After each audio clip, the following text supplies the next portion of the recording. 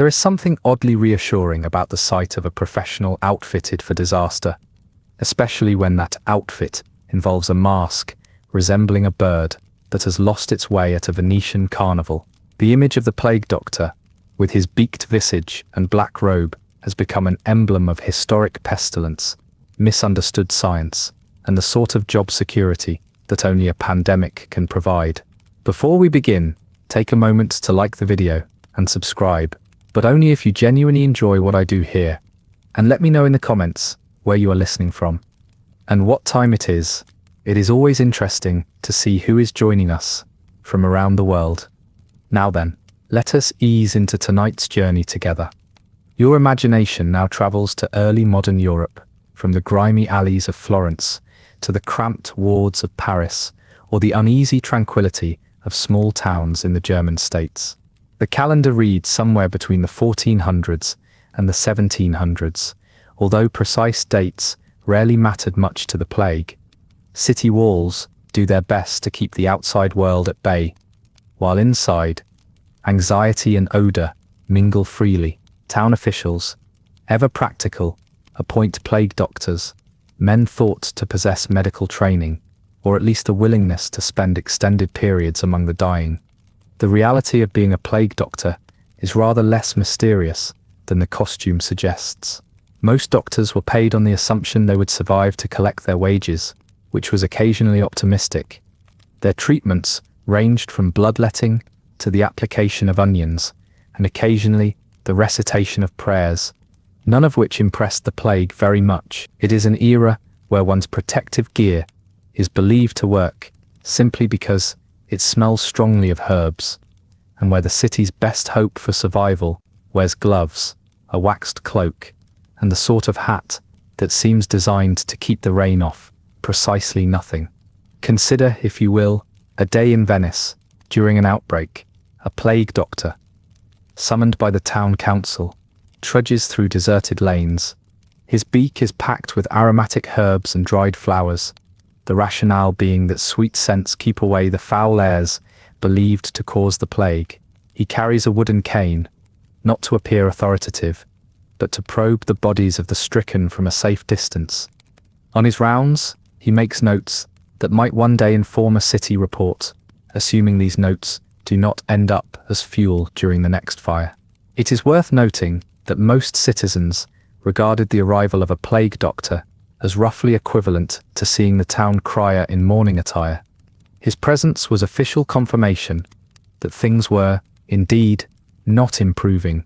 The doctor might recommend quarantine, sign a death certificate, or simply glance at a household and move along quickly, no doubt mindful of his own contract's life expectancy clause. As the city bells toll with unsettling frequency, and the population debates whether the disease stems from bad air, divine wrath, or foreign merchants, the plague doctor becomes a fixture of uneasy reassurance. He is a symbol of society's desperate attempts at order, even if the results are slow and comfort is in short supply. One might imagine that, with time, the routine of the plague doctor would become familiar, until one remembers that, in this position, routine is merely another name for prolonged discomfort, punctuated by public suspicion. In the chapters ahead, you will find the reality of this peculiar profession to be a peculiar blend of civic duty, questionable science, and the hope that waxed fabrics and optimism would somehow suffice. So settle in, as the story of the plague doctor unfolds, step by cautious and heavily perfumed step. It is the early decades of the 17th century, and Europe is a continent that knows a great deal about uncertainty, but rather less about modern medicine. The Renaissance has left its mark, with cities such as Venice, Florence, and Paris now bustling with commerce and the self-conscious airs of progress. Even so, the rhythms of daily life are still remarkably familiar to those of the Middle Ages, if slightly more crowded and occasionally more literate. The great powers of Europe are defined by their city walls, their merchant fleets, and their chronic anxiety about what might be arriving with the next wind from the east. The Black Death had first swept across the continent in the middle of the 14th century, but the plague has not vanished. For generations, it has returned with grim regularity, a sort of unwelcome seasonal guest who always arrives before the food supplies can recover. The cities where plague doctors are summoned are places of both pride and squalor. In Venice, for example, narrow canals wind between crumbling stone houses whose upper floors lean out as if sharing secrets over water. Every morning, markets open in small squares, the air thick with the scent of fish, garlic, and wood smoke. The uneven paving stones are slick in the rain, and the streets are crowded with apprentices, water sellers, and the occasional noble carried about in a chair, looking determined not to see the surroundings. Livelihoods are tied to trade. Merchants load and unload bales of cloth, spices, and unhelpfully infected rats, whose presence rarely appears on shipping manifests, but is keenly felt by health authorities. In the countryside, peasants continue the familiar routine of grain and grape, tending to fields whose boundaries are often less clear than the claims made upon their produce by local officials. Religion is woven into the fabric of everyday life. Church bells measure out the hours, and holy days arrive with the frequency of the seasons. In times of plague, religious processions multiply, with the faithful seeking comfort, or at least an explanation. The clergy, for their part, maintain an uneasy balance between hope and resignation. Sermons refer frequently to divine punishment or the mysterious will of God, which is a convenient way of saying that nobody, however learned, really understands why the healthy fall ill overnight. The rituals of prayer sit uneasily alongside the more practical rituals of quarantine and sanitation. The city authorities build walls around neighborhoods, post guards at the gates, and try to convince the public that washing is a sign of civic responsibility rather than personal vanity. In these cities, architecture is both impressive and functional. Public buildings are constructed with thick limestone or brick, the walls plastered and sometimes decorated with faded frescoes of saints who look politely uninterested in current events. The houses of the wealthy might boast a second or even third floor, but most people live and sleep in rooms where the air is heavy with the scent of oil lamps, unwashed clothing, and whatever has been cooked most recently. Windows are small, glass is a luxury, and shutters creak in the wind. In the wealthier districts, hospitals, known as lazarettos, are established, their stone corridors echoing with the quiet footsteps of attendants and the muffled complaints of patients. These institutions are only slightly less dreaded than the cemeteries that fill up along the city's edge. Society is structured by a comforting certainty that everyone knows their place, and those who do not will quickly be reminded of it. Officials, draped in black robes and armed with lists, move from house to house, recording the sick and issuing orders with the conviction of men whose authority is measured in wax seals. The plague doctor, when he enters this world, is an outsider by trade, but an insider by necessity. He is paid by the city, expected to serve both the wealthy merchant and the nameless laborer, and quietly resented by both. The relationship between the doctor and the authorities is a careful dance. Contracts are drawn up with clauses that hint at the possibility of early death, delayed payment, or both. Naturally, complaints about compensation are answered with the observation that the privilege of employment during an epidemic ought to be reward enough. The daily soundtrack of the city includes the sharp calls of street vendors, the clatter of wooden carts, and the more subdued sound of the undertaker's bell. Occasionally, a crier reads out new quarantine regulations, which are ignored by the optimistic and misunderstood by everyone else. The arrival of the plague brings a sensory transformation.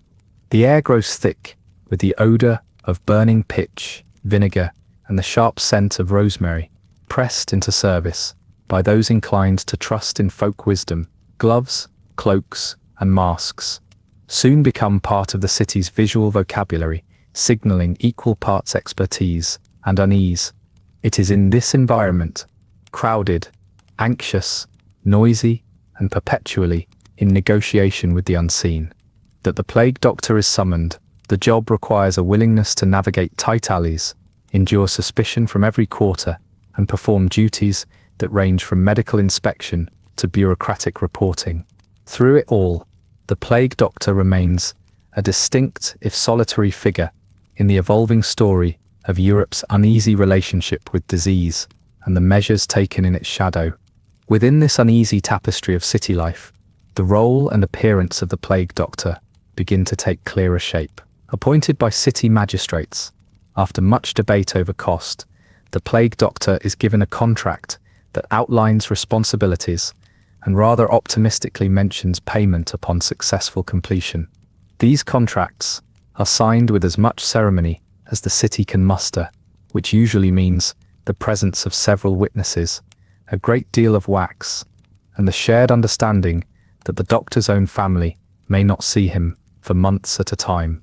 Authority flows from civic need rather than personal reputation, and a freshly arrived doctor is greeted with a combination of relief, suspicion, and the practical hope that he will at least be more committed than the last one. The outfit provided to the plague doctor is a subject of local fascination, and in private, a small amount of local ridicule. The famous mask, with its elongated beak, is designed according to the best contemporary theories of disease. Packing it with strong-smelling herbs is meant to guard against miasma, the invisible bad air believed to carry sickness. The waxed robe is intended to repel both water and disease, though in practice it is more effective at retaining sweat. Gloves and boots complete the uniform, making sure that the only exposed skin is whatever the mask does not quite cover. In crowded alleyways and humid summers, the doctor cuts an imposing and slightly awkward figure, often observed shuffling along at a pace dictated more by discomfort than any sense of urgency. On the ground, the day begins early. At dawn, church bells ring over rooftops, calling the healthy to prayer and the afflicted to resignation. The city stirs to life with the sound of distant hammers and the shouting of apprentices tasked with opening shop shutters. For most people, bread is the first order of business, and small loaves are distributed with the same care as official decrees. Here, the plague doctor's workday diverges from that of the average citizen, guided by lists compiled by city officials. He visits households suspected of illness. The sound of his cane against stones is a warning, and heads appear briefly at windows. Conversations are brief and formal, as few wish to dwell on the doctor's business or his reasons for visiting. Inside the afflicted homes, conditions vary.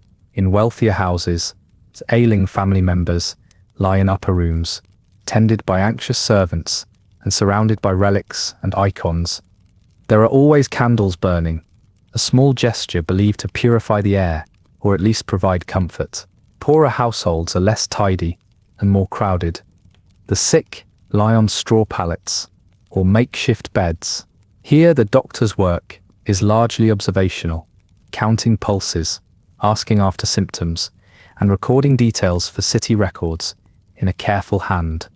His treatments follow the accepted wisdom of the day, combining prescribed rest with herbal fumigations and the occasional application of vinegar. These methods are received with the same mixture of hope and skepticism that greets the doctor's presence.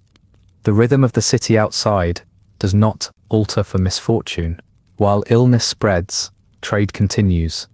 Market squares are filled with noise and urgency as merchants try to offload goods before quarantine restrictions tighten. Ships arrive from distant ports, and the loading of cargo is performed with nervous glances towards the horizon. Local authorities issue proclamations about sanitation, directing citizens to clean their doorsteps and avoid gatherings. Some comply enthusiastically, seeing an opportunity to display civic virtue. Others prefer to rely on private prayers or family remedies passed down through generations, which have so far proven as reliable as official advice. Religious life provides both explanation and ritual. Cathedrals and small chapels host extra services, with clergy reading supplications that lament the city's suffering. The ringing of bells is joined by processions, where townspeople carry images of saints through the streets in the hope of divine intervention. The uneasy coexistence of faith and medicine is quietly reinforced at every turn. The plague doctor, despite his appearance and contract, is sometimes asked to join these processions, waving incense, or simply standing in silent solidarity with the city's hopes. The physical environment offers little comfort. Public spaces are swept regularly by order of the city, though the results are largely cosmetic. Hospitals are overburdened, their stone floors echoing with the sound of hasty footsteps and the muffled conversations of attendants trying to maintain order. The lazaretto stands apart from the rest of the city, its thick walls and locked gates a reminder of both collective fear and collective effort. Inside, the air is thick with disinfectant fumes and the persistent discomfort of overcrowding. Through it all, the presence of the plague doctor remains both reassuring and unnerving. He is a symbol of the city's attempt to assert control, armed with the tools of his trade and an air of resigned persistence. Whether his efforts succeed or merely buy time is a question for the record keepers. In the moment he continues his rounds, one foot in the household and the other in the world of public order, embodying the city's uneasy truce with an illness that refuses to follow instructions. As the plague doctor resumes his rounds, the machinery of city governance presses on with familiar insistence. Magistrates and city councils, burdened by the task of maintaining order, meet behind heavy wooden doors to debate new measures. Their discussions produce a steady stream of proclamations and edicts, carefully inscribed and read aloud in the market squares. These announcements rarely inspire enthusiasm, though their consequences shape daily life in subtle and not so subtle ways. Curfews are imposed with the promise of public safety, and the policing of movement becomes a municipal preoccupation. Guards are stationed at city gates and crossroads, watching for anyone who appears too eager to leave, or more suspicious still, to return. The economic engine of the city continues to turn, even as uncertainty becomes its newest commodity. Merchants adapt to the shifting landscape with a practiced blend of caution and optimism. The risk of quarantine is now just another factor in negotiating contracts. The value of imported goods fluctuates with the latest rumors of outbreaks. Those dealing in food and essential wares find their fortunes relatively secure, while sellers of luxury items discover that, in times of plague, civic anxiety is cheaper than silk. The market is still filled each morning, though the bustle is quieter than before, and the produce less impressive. Grain is carefully rationed, bread loaves shrink in size, and wine is sometimes watered more than is strictly necessary. Not that many complain openly. The city officials have more pressing matters than mediating disputes over flour. Daily routines grow rigid under the watchful eye of authority. Those with means retreat behind heavy doors, trusting in private wells and locked courtyards. Others endure the communal life of packed tenements, where the divisions between households are mostly theoretical. Water is drawn from public fountains under the gaze of a city-appointed warden, and neighbors observe each other for signs of illness with the enthusiasm of amateur detectives. Children play in narrow alleyways, watched closely by anxious relatives who recall previous outbreaks a little too vividly. Agriculture, always the quiet backdrop to urban drama, suffers its own disruptions. In the countryside beyond the city walls, peasants continue to sow and reap according to the seasons, though their numbers are thinned by both disease and the demands of civic authorities. Rulers, when not occupied by foreign policy or dynastic intrigue, issue orders for rural produce to be sent into the city, a process that pleases neither the farmers nor the tax collectors. The countryside is dotted with small chapels and manor houses, their occupants sharing little in common apart from a general wariness of visitors. Even the rhythms of planting and harvest are subject to the unpredictable demands of quarantine and the nervousness of city officials who imagine contagion lurking in every bundle of straw. Religion remains a constant, though its role is complicated by hardship. The clergy perform extra services, but attendance is often limited by decree. Some churches are converted into makeshift wards or storehouses for provisions. Bells still ring, but the sound is more a signal of regulation than celebration. In wealthier districts, private chapels host small gatherings, combining piety with the comfort of exclusivity. The rituals of faith continue, but the community's focus shifts to the practicalities of survival. Blessings for clean water and the health of one's household are quietly requested, even by those who spend the rest of their days in loud declarations of confidence. Architecture responds to crisis in small, telling ways. Windows are kept shuttered, not only against the weather, but in the hope of stopping imaginary currents of plague-ridden air. Some households hang sprigs of strong-smelling herbs above their doors, a gesture that is both protective and a convenient way to use up last year's rosemary. Public buildings are whitewashed more frequently, and notices warning of fines for breaking quarantine are posted at every intersection. The sound of hammers and saws signals the construction of new barriers, particularly along the approaches to hospitals and lazarettos, where the separation between the healthy and the afflicted is measured in planks and padlocks. Notable rulers and civic officials respond in various ways, from the enthusiastic to the resigned. Some, such as the Doge of Venice, are largely ceremonial, their official pronouncements carrying the weight of tradition more than innovation.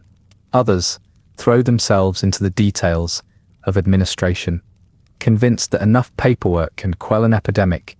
Their efforts do not escape the notice of the population, who develop a keen sense for the difference between useful orders and those issued simply for the sake of appearing busy. Paper, after all, travels quickly through government offices, but less quickly through locked city gates. Within this environment, the plague doctor moves through the city in a steady routine. He is neither embraced nor openly shunned, occupying a social position that is both necessary and uncomfortable. His daily observations, recorded in a careful hand, add to the growing archive of civic experience, an archive that grows larger with every passing season, regardless of whether its lessons are ever learned. The city endures in its own peculiar way, balancing the demands of commerce, religion, and regulation, while the daily presence of the plague doctor serves as a reminder that hope, like order, is always subject to revision. The atmosphere of the city shifts as time passes under the steady presence of the plague. With each week, the landscape of daily life adapts, sometimes quietly, sometimes with conspicuous effort. Streets once filled with the noise of commerce now acquire a certain unease. The familiar calls of traders are punctuated by the shouts of watchmen and the ringing of bells that mark new decrees. The uneasiness is mirrored in the faces of shopkeepers, bakers, and fishmongers, who now serve fewer clients and keep a respectful distance, even as coins exchange hands. In city wards most affected by illness, makeshift barriers of wooden planks, barrels, and stones block access, and the air is thick with a mixture of smoke, vinegar, and the perfumed herbs meant to ward off danger. Passing under the gaze of city guards, a person is reminded that the boundaries of home and danger are separated by little more than an official order and some determination with a hammer. Social customs, always adaptable, take on new forms.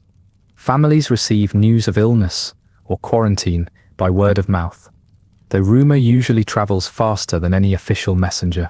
Neighbors exchange cautious greetings from behind windows or across streets, and small acts of daily routine, such as sharing bread, become carefully negotiated affairs.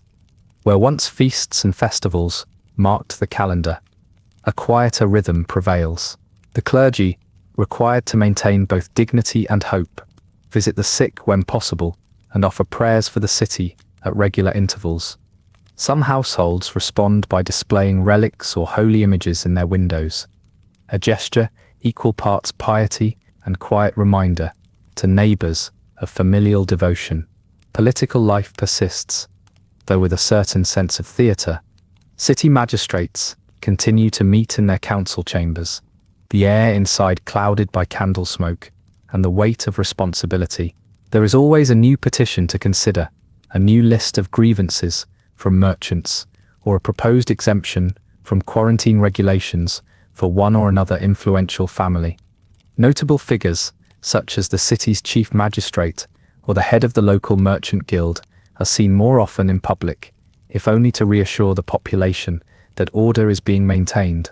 The appearance of authority is, after all, a matter of civic pride. Official decrees are posted at every major intersection, some detailing practical measures, others reminding citizens that fines await those who fail to comply with quarantine. Architecture continues to reflect these uncertain times. The facades of public buildings are scrubbed or whitewashed at regular intervals, with particular attention paid to structures near the markets and the main churches. Private households improvise what defences they can: extra locks, cloth soaked in vinegar over thresholds, and hastily patched shutters for drafty windows. The city's larger squares, once used for public gatherings and festivals, now serve as places for the distribution of food to those under quarantine, or for the assembly of daily work crews charged with cleaning the streets. The sound of carts rumbling over cobblestones is less constant but more noticeable, as each one is marked for official business, from the delivery of bread to the removal of waste, or less comfortably, the transport of the dead. Agriculture supports the city as best it can. Farmers arrive at the gates with wagons of grain or fresh produce, which are inspected by city-appointed officials before entering. There is a certain ritual to this exchange, with goods left at a distance before being retrieved. An early gesture of social distancing, enforced by custom rather than scientific understanding. The countryside, with its farmhouses and scattered chapels, remains outwardly unchanged, but is never far from the concerns of the city. Supplies are sometimes delayed by the absence of healthy workers, and the city's granaries are carefully guarded as much against rumor as against theft. Trade with other cities is curtailed according to the shifting tides of news and decree. The arrival of a merchant ship is a matter of both hope and anxiety, as cargo is offloaded under the supervision of officials, and sometimes left in quarantine for weeks. The city's port, once a source of constant activity, operates in a subdued manner. Bales of cloth, barrels of wine, and crates of olives receive more attention from public health officers than from merchants, who wait with a patience cultivated by necessity. The value of foreign goods fluctuates abruptly, as word of plague in a distant city can empty a warehouse or leave a shipment unsold. Religion endures as a source of order and consolation. Churches keep their doors open, though the number of worshippers is limited by decree. Priests record the names of the sick and the dead in neat columns, their handwriting gradually filling the ledgers that line the vestry shelves. In private, families recite prayers for deliverance and display offerings before household shrines. The city's appetite for regularity asserts itself even in adversity, as bells continue to mark the passage of time, and the daily round of prayer, work, and watchfulness settles in. Through all of this, the plague doctor continues his rounds, moving through neighborhoods now shaped by caution and adaptation. His presence both a reassurance and a reminder of how thin the barrier between routine and upheaval can be. The city's endurance in the midst of plague is measured not only in records and statistics, but in the slow adaptation of its people and spaces. As the doctor's presence becomes a fixture, so too does the peculiar routine of managing illness at both the household and civic scale. Within the dense neighborhoods, daily life is a negotiation between old habits and necessary precautions. Shopkeepers attend to their stalls wearing cloths tied over their faces, a gesture that reassures customers while offering little real protection. Barbers and apothecaries, who provide both medicine and rumour, see a steady trade in ointments, tonics, and advice. Some of these remedies are ancient and herbal, others newly invented, all united by their lack of consistent effect. The scent of vinegar and burnt rosemary lingers at street corners and doorways, a sensory reminder that hope often arrives by the handful, and the handful is rarely enough. Family life, confined within tightly packed homes, takes on a new rhythm. Children whisper games across rooms, occasionally scolded for straying too near open windows. Meals are more modest, with stews stretched by necessity and bread rationed according to the household's standing and fortune. The varied noises of domestic activity, water ladled from buckets, pots set clattering on hearths, whispered prayers, carry easily through thin walls. In the evening, candlelight flickers behind shutters, and conversations drift to the day's news: which street has been closed, whether the baker's son has fallen ill, what time the bells will ring for the next curfew. These details become markers of time, as reliable as any formal calendar. For the city's authorities, new demands bring old anxieties. The magistrates extend their meetings, convening at irregular hours and issuing edicts on the movement of people, the handling of goods, and the disposal of the dead. Each proclamation is accompanied by the sound of messengers' feet and the rustle of parchment, filling the city with a low hum of official intention. The council's records grow heavier by the week, and clerks remark in private that the business of survival produces more paper than profit. A sense of fatigue settles over the bureaucracy. Even the most meticulous officials are aware that the city's response often lags behind the reality on the ground. Still, there is comfort in routine, and orders continue to flow, whether or not they are followed exactly. Religious practices adapt with a certain resilience. Public worship is curtailed, but smaller gatherings persist in homes and courtyards. Priests and monks are seen moving quietly through the streets, administering last rites or leaving small parcels of bread at doorways. Religious processions, once ostentatious displays of faith, become subdued affairs or are limited to a few figures carrying icons down side streets. The persistent sound of church bells echoes across the tiled rooftops, sometimes marking funerals, sometimes calling for prayer, or simply signaling that the city is still, in some sense, intact. In wealthier homes, private chapels serve as sanctuaries, their silver candlesticks polished to a dull gleam, while poorer households place flowers or scraps of cloth before painted saints. Trade has not collapsed, but it is transformed by caution and necessity. The city's merchants maintain their networks with a mixture of discretion and bravado. Ships arrive less frequently, and their cargoes are often left in quarantine outside the city for weeks. Grain and oil are in highest demand, while luxury items linger in storerooms, their owners contemplating how best to market silks and spices to a population with little appetite for extravagance. Bargaining is carried out in lowered voices, punctuated by the coughing of porters and the questioning gaze of health inspectors. The value of a merchant's word, always important, becomes a matter of survival rather than mere reputation. Architecture and city planning reveal small adjustments to collective anxiety. Fountains are fitted with spouts that keep hands and buckets at a distance. Entrances to public buildings are flanked by vats of water, scented with vinegar. In the shadow of the city walls, temporary structures cluster, hastily erected shelters for the sick, for the displaced, and for the growing bureaucracy, tasked with oversight of so many new rules. The soundscape is marked by the steady work of carpenters and stonemasons, and by the quieter, persistent sweep of city employees charged with removing debris from the streets. Notable rulers feature as distant presences in this drama. Their proclamations are read from balconies or posted at church doors, but their faces are rarely seen outside ceremonial occasions. Their efforts to maintain order are echoed in smaller ways by local officials and prominent families, whose fortunes rise and fall with the reliability of food supply, the pace of new contagion, and the ever-shifting nature of city rumor. Through all this, the plague doctor remains a visible thread, moving from house to house, writing reports, and enduring both gratitude and unease in equal measure.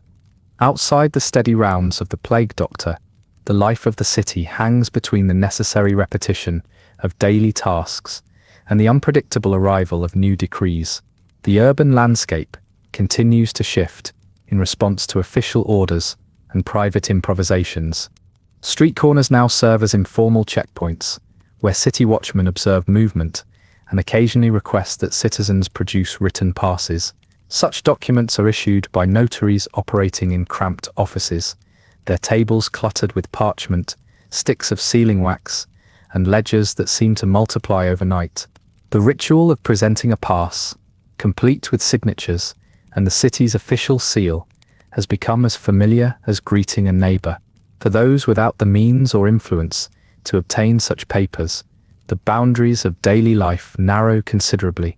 Food provision is an unending concern, and the system behind it grows increasingly complex. Batches of flour are carefully portioned by bakers who make note of both official rations and the unspoken demands of regular customers. Meat is a rare commodity, with butchers displaying smaller cuts on their wooden boards and offering explanations for the absence of anything more substantial. Dried beans, onions, and roots travel from rural outposts to city markets, where their price is determined less by abundance and more by the number of healthy hands available to transport them. The air of the market is thick with the mingled scents of produce, bodies, and uncertainty, a reminder that, even in hardship, appetite is a steadfast companion. In domestic spaces, small acts of adaptation accumulate. Households store vinegar and lye for washing floors and hands, and even the most skeptical residents add sprigs of rue or lavender to their windowsills. Children are tasked with scraping wax from spent candles, a task that keeps hands busy and minds less inclined to mischief. Household shrines, perhaps once dusted only for major feasts, now carry fresh offerings, a ribbon, a coin, or a small loaf, left with the hope that modest devotion might tip the balance of fortune. Trade along the city's edges persists, though it is shaped by a wary choreography. Caravans bringing cloth, salt, or spices are stopped at designated points, their goods removed for inspection or set aside for a period of quarantine. Caravan masters, once proud of their far-flung travels, now find themselves detained by the suspicions of city officials. The contents of each shipment are debated by committees, whose expertise is as likely to rest on family tradition as on practical knowledge of disease. Ships at anchor display flags to indicate their status, and sailors, when allowed on shore, are escorted by guards rather than greeted by dock workers. Political life is both elevated and diminished by the crisis. The rulers of the city, whether a council of elders, a prince, or a doge, are faced with decisions that leave little room for public confidence. Each new measure, whether a ban on public gatherings, a call for more volunteers at the lazaretto, or a levy to support the purchase of grain, is met with a mixture of resignation and complaint. There is a subtle competition among office holders for the appearance of competence, and public pronouncements are crafted with a care that belies any real certainty. Assembly chambers are swept for illness as often as for dust, and the minutes of each meeting take on the detail of small novels.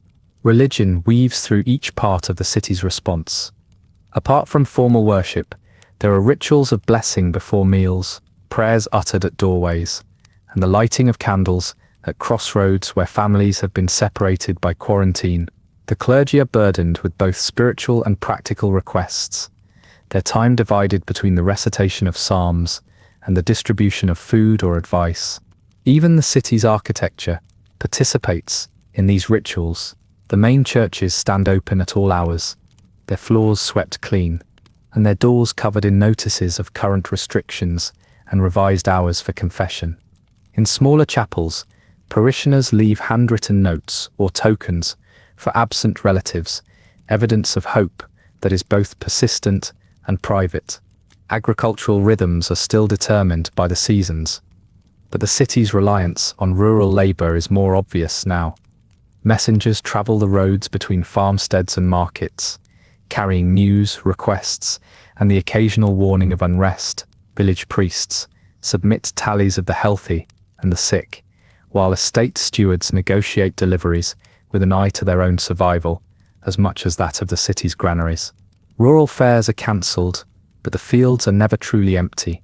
There is always the sound of scythes, the smell of earth, and the distant awareness that the city's fortunes are tied to the simplest forms of work. In this environment, the plague doctor's presence is almost reassuring in its regularity.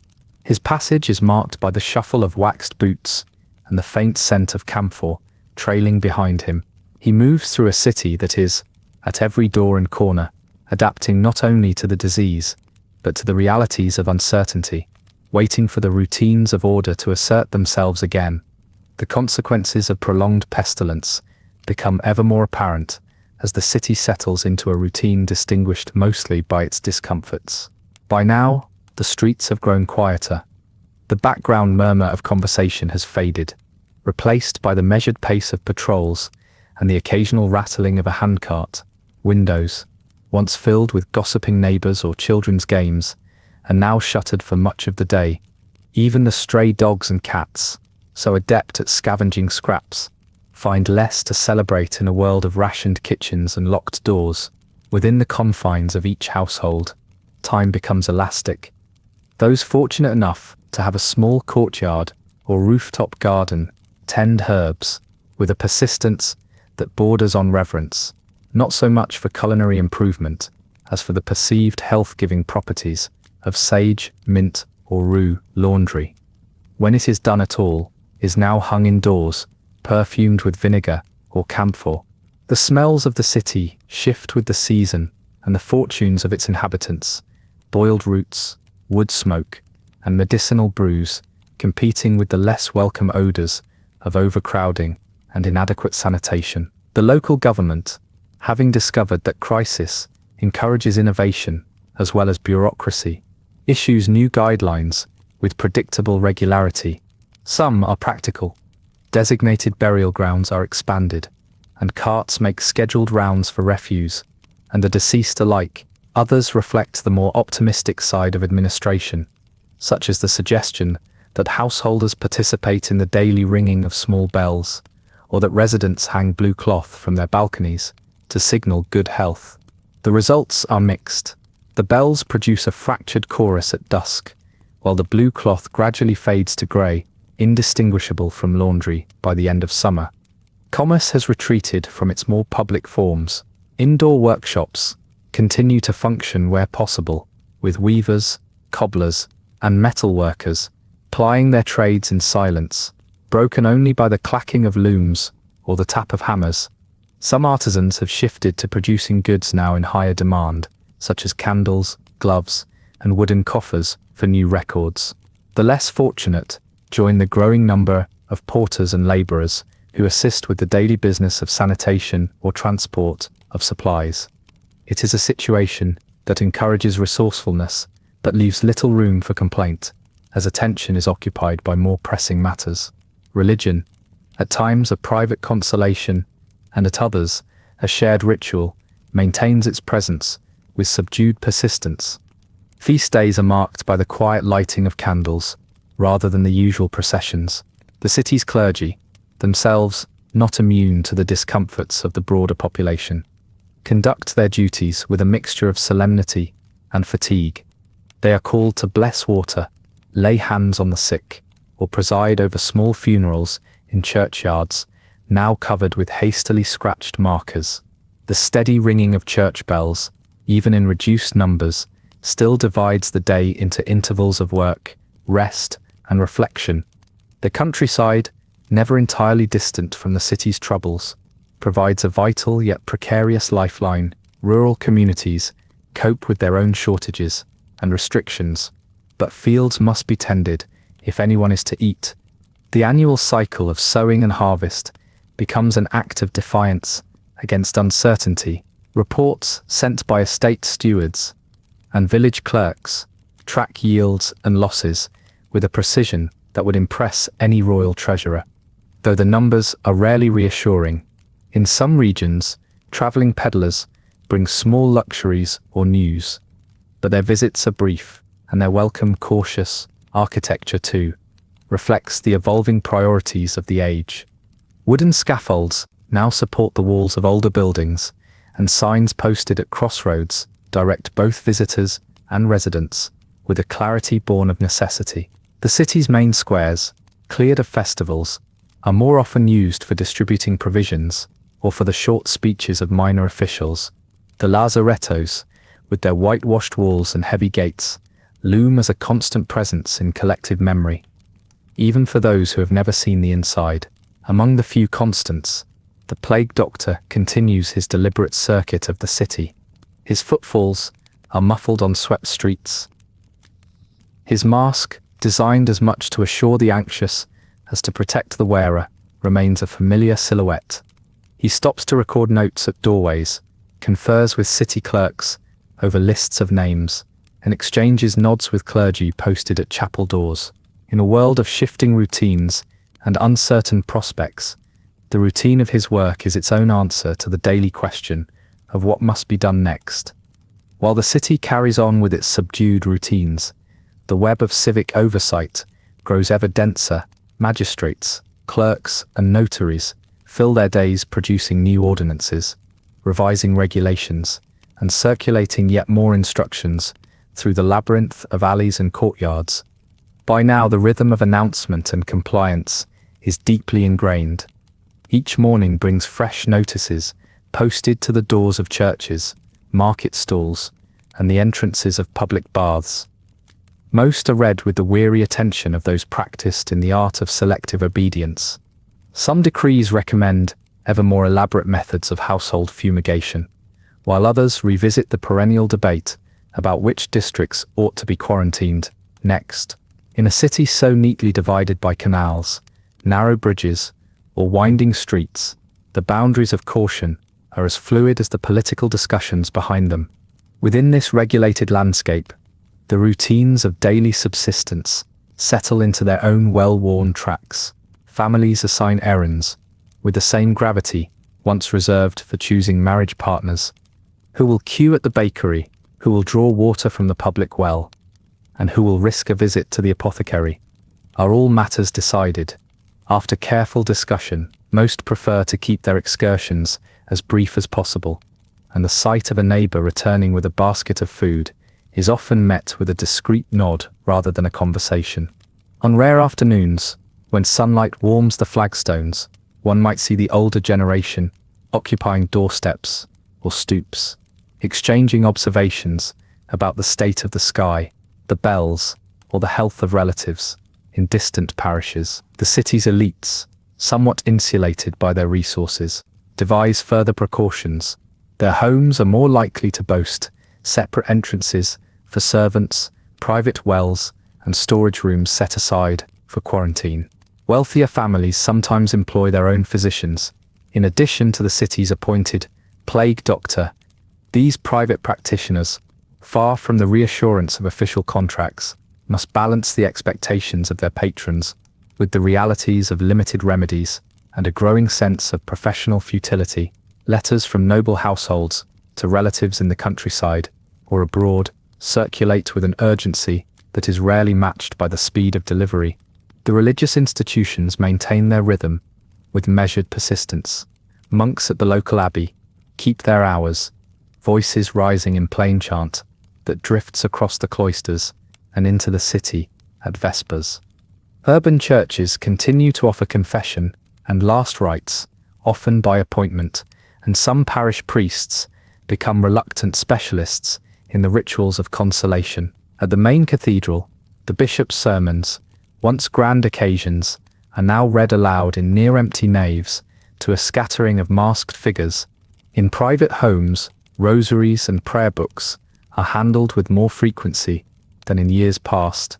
A sense of resignation, if not exactly despair, hangs over even the most fervent expressions of faith. Trade endures in a state of uneasy improvisation. Merchants develop a taste for double ledgers, one reflecting the more optimistic reality they present to creditors, and another for their own use. Buyers of necessities remain cautious, and sellers of imported goods rely on letters of health issued by distant ports, Though few trust such assurances completely, ship captains waiting offshore can see the city's quarantine flags fluttering above the harbour, a familiar if unwelcome sight. On the quays, cargoes are unloaded under the watchful eye of city officials and a cadre of porters paid extra to endure prolonged periods of isolation. In the countryside, the demands of the city are both a burden and a guarantee. Manor lords and tenant farmers are called upon to supply regular shipments of grain, wine, and livestock. At the same time, they must contend with their own outbreaks and shortages. Travel passes are required for anyone approaching city gates, and the watchmen at these posts have developed a keen eye for forged documents and inventive excuses. The distant sound of church bells or the arrival of a city official is enough to set entire hamlets on edge, as rumors of fresh regulations travel more rapidly than the carts carrying actual goods. Architecture, always a reflection of priorities, shows new signs of adaptation. The doors of hospitals and lazarettos are reinforced, and officials commission small pavilions at the edge of the city for the processing of arrivals and goods. Temporary wooden barriers mark the boundaries of quarantine districts. Within homes, daily cleaning is elevated to a minor ritual, with walls scrubbed, floors mopped, and windows opened for brief spells to admit air, considered by some to be less threatening after the bells have rung. In the midst of this, the plague doctor's rounds remain a constant. His record books thicken with the names and details of the afflicted. His uniform, once novel, has become another feature of the city's visual landscape, part warning, part reassurance, and entirely unavoidable. He continues with his methodical passage through the city, a reminder that even as patterns shift and people adapt, some features of this era are as hard to ignore as they are to change. Over time, the city's struggle against the plague becomes less a story of crisis than of persistent endurance. Each day slips quietly into the next, marked by routines that once seemed temporary, but now define the rhythm of communal life. The passing of seasons is tracked not by public celebrations, but by subtle changes, thicker cloaks as autumn chills the air, the fading scent of summer herbs in the marketplace, and the dull thump of wood as firewood is delivered to doorways in preparation for winter. The bells that tolled so urgently at the outset now blend into the background, their summons to prayer or curfew as ordinary as the crowing of cockerels. Within homes, adaptation becomes ever more apparent. Walls are adorned with new charms and handwritten prayers, often pasted alongside faded icons or tokens from earlier hardships.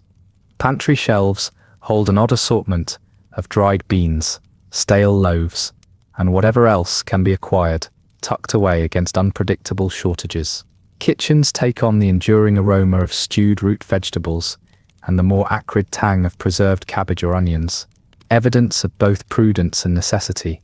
Clothing is mended again and again, so that by late autumn, the distinction between servant and master may be recognized more by accent than by attire.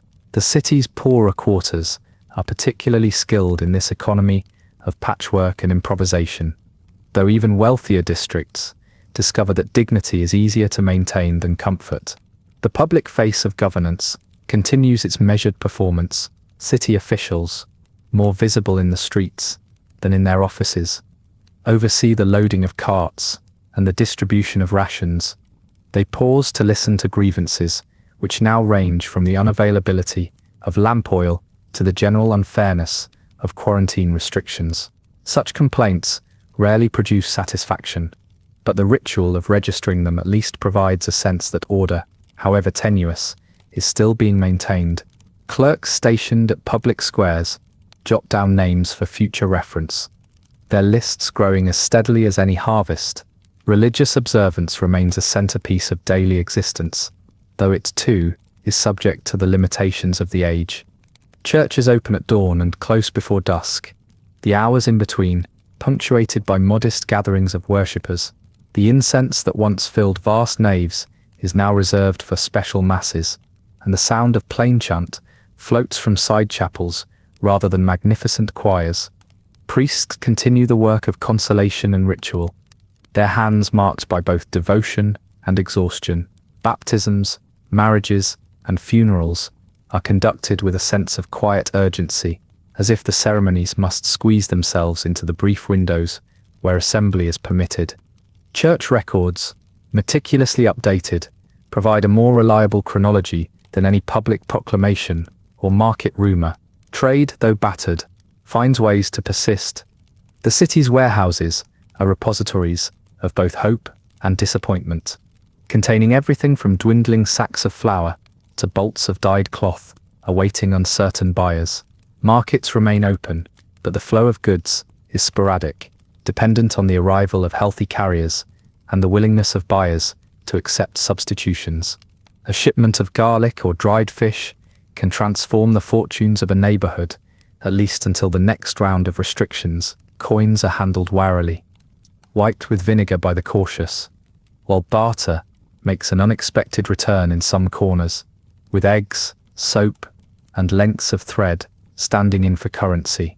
Agriculture outside the city continues under its own pressures. Landowners keep close watch over their stores and servants, aware that the loss of a few hands at harvest can have consequences through winter. Tithes and rents are still demanded by monasteries and noble houses, though their collection is often delayed or paid in kind. The countryside is marked by the activity of gleaners, women and children gathering what is left behind after the main fields are reaped. Rural chapels see renewed attendance, their small sanctuaries lit by beeswax and hope. Architecturally, the city bears the imprint of adaptation. Doorways are marked not only by family crests or trade symbols, but by painted signs indicating recent illness or successful recovery. Small shrines appear at busy intersections, tended by neighborhood patrons who replenish candles and sweep away dust. The once grand civic buildings now display placards with rotating lists of new ordinances, their marble facades flecked with lime wash from frequent cleanings. Overhead, banners and flags, meant to signal resilience, flutter in the breeze, already faded by sun and rain. Through these long months, the figure of the plague doctor moves steadily between districts, a point of stability in a world reorganized by uncertainty. His presence is both a symbol of civic endurance and a gentle reminder that as much as the city has changed, its ability to adapt is itself a kind of quiet triumph.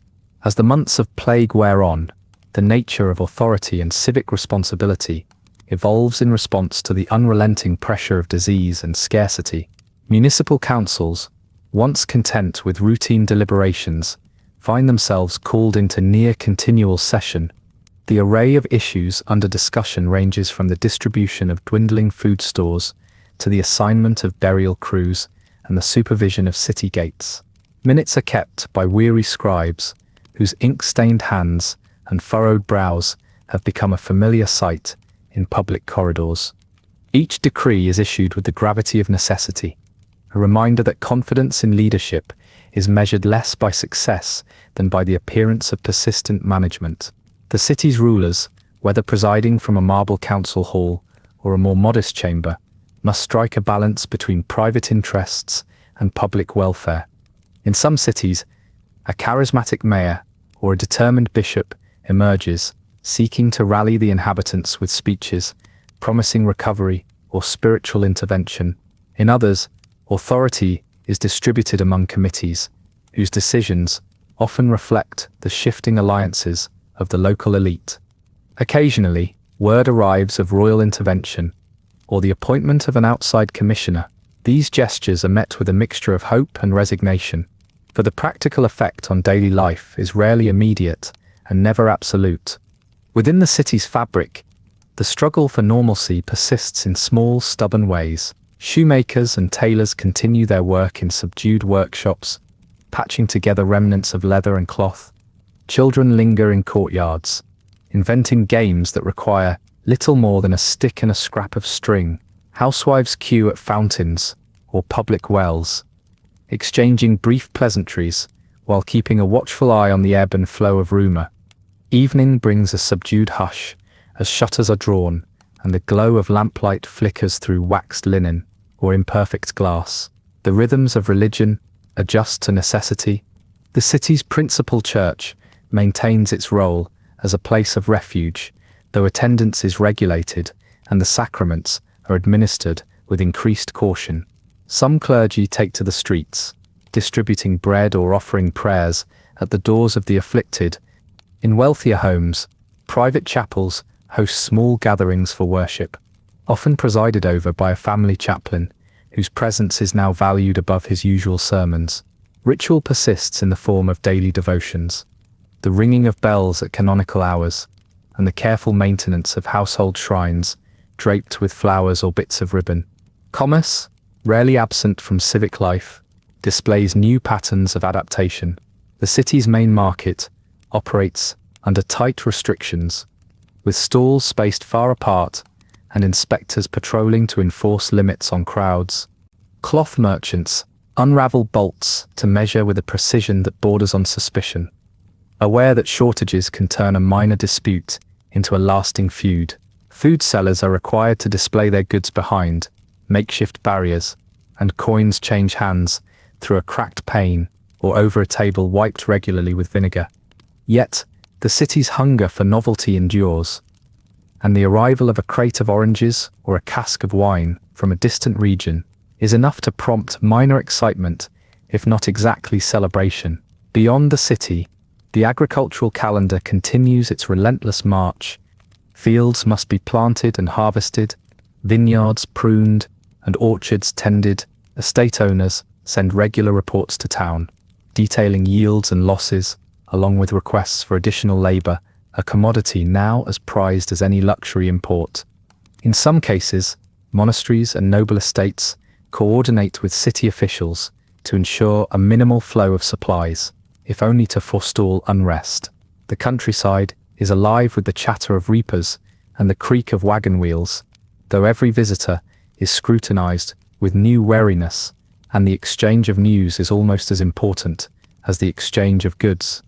The shape of the city itself is subtly altered by the demands of the time. Gates are more carefully guarded, with records kept of all arrivals and departures. Temporary wooden structures, built to house the sick or store emergency provisions, now linger on the edges of the city, their walls weathered by sun and rain. Public fountains are ringed with benches placed at measured distances, an arrangement determined more by decree than by social custom. On street corners, notices flutter on posts, frequently updated in a hand that betrays the fatigue of the scribe. Through all this, the plague doctor resumes the now familiar circuit, his figure both conspicuous and oddly reassuring. His logbooks are swollen with names and symptoms, while his waxed garments rustle with each purposeful step. He is a part of the city's enduring spectacle, a reminder that while much has changed, the machinery of response, tedious, imperfect, and unending, grinds on in the hope of eventual relief.